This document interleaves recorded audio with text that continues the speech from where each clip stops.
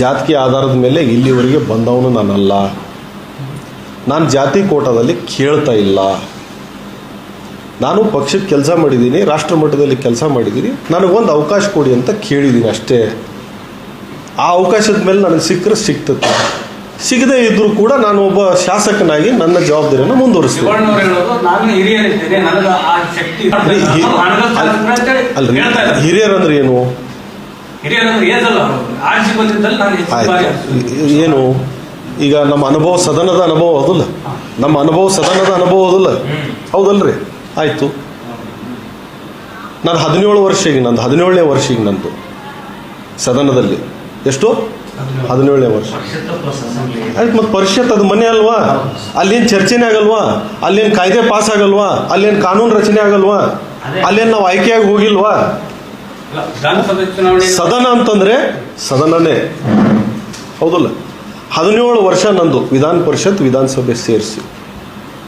ಶಿವಣ್ಣವ್ರ ಸಾಹೇಬ್ರದ್ದು 18ನೇ ವರ್ಷ, ನಂದು 17ನೇ ವರ್ಷ, ಅವ್ರದ್ದು 18ನೇ ವರ್ಷ. ಆಯ್ತಾ? ಶಿವಣ್ಣವ್ರ ಸಾಹೇಬ್ರ ಮಂತ್ರಿ ಯಾವಾಗಾಗಿದ್ರು?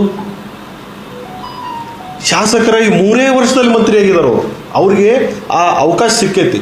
ನಾ 17 ವರ್ಷ ಆದರೂ ನನಗೇನು ಅವಕಾಶ ಸಿಕ್ಕಿಲ್ಲ. ಆದರೆ ಅವಕಾಶ ಸಿಕ್ಕಿಲ್ಲ ಅಂತ ನಾನು ನೊಂದ್ಕೊಂಡಿಲ್ಲ, ಅಥವಾ ನನಗೆ ಯಾರು ನನ್ನ ಪಕ್ಷದ ವರಿಷ್ಠರ ಮೇಲೆ ಅಥವಾ ನನ್ನ ಪಕ್ಷದ ಮೇಲೆ ನನ್ನ ದೂರುಗಳಿಲ್ಲ. ಅವಕಾಶಗಳು ವ್ಯಕ್ತಿಗೆ, ನಾಯಕತ್ವಕ್ಕೆ ಹಣೆ ಬರದಲ್ಲಿ ಇರಬೇಕು. ಸುದೈವ ಶಿವಣ್ಣವ್ರ ಸಾಹೇಬರಿಗೆ ಅವ್ರ ಶಾಸಕರಾಗಿ 3ನೇ ವರ್ಷಕ್ಕೇ ಅವ್ರಿಗೆ ಅವಕಾಶ ಸಿಕ್ಬಿಡ್ತು ಸಚಿವರಾಗುವುದು. ಯಾಕೆ ಅವಾಗ ಯಾರು ಹಿರಿಯರು ಇರಲಿಲ್ವಾ? ಈ ಹಿರಿತನದ ಮೇಲೆ, ವಯಸ್ಸಿನ ಮೇಲೆ ಇಲ್ಲ, ನಾದನ್ನು ಹೇಳಂಗಿಲ್ಲ.